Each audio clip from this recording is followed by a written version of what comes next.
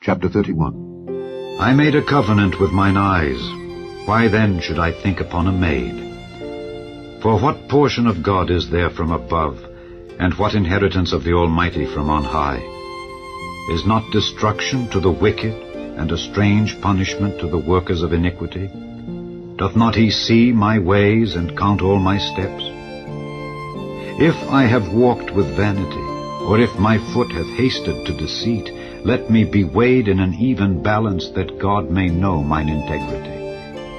If my step hath turned out of the way, and mine heart walked after mine eyes, and if any blot hath cleaved to mine hands, then let me sow, and let another eat. Yea, let my offspring be rooted out.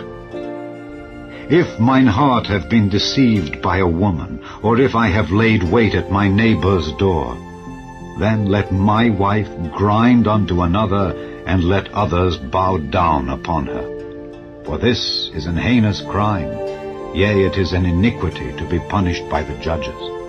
For it is a fire that consumeth to destruction, and would root out all mine increase. If I did despise the cause of my manservant or of my maidservant when they contended with me, what then shall I do when God riseth up? And when he visiteth, what shall I answer him? Did not he that made me in the womb make him? And did not one fashion us in the womb? If I have withheld the poor from their desire, or have caused the eyes of the widow to fail, or have eaten my morsel myself alone, and the fatherless have not eaten thereof, for from my youth he was brought up with me as with a father, and I have guided her from my mother's womb. If I have seen any perish for want of clothing, or any poor without covering, if his loins have not blessed me, and if he were not warmed with the fleece of my sheep, if I have lifted up my hand against the fatherless, when I saw my help in the gate, then let mine arm fall from my shoulder blade, and mine arm be broken from the bone. For destruction from God was a terror to me, and by reason of his highness I could not endure.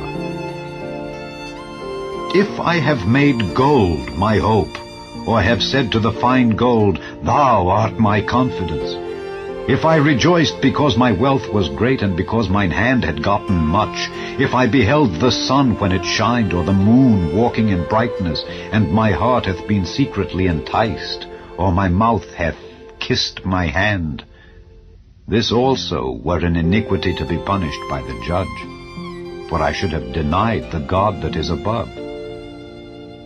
If I rejoiced at the destruction of him that hated me, or lifted up myself when evil found him, neither have I suffered my mouth to sin by wishing a curse to his soul. If the men of my tabernacle said not, Oh, that we had of his flesh, we cannot be satisfied. The stranger did not lodge in the street, but I opened my doors to the traveler. If I covered my transgressions as Adam, by hiding mine iniquity in my bosom, did I fear a great multitude? Or did the contempt of families terrify me, that I kept silence and went not out of the door? Oh, that one would hear me! Behold, my desire is that the Almighty would answer me, and that mine adversary had written a book. Surely I would take it upon my shoulder, and bind it as a crown to me. I would declare unto him the number of my steps. As a prince would I go near unto him.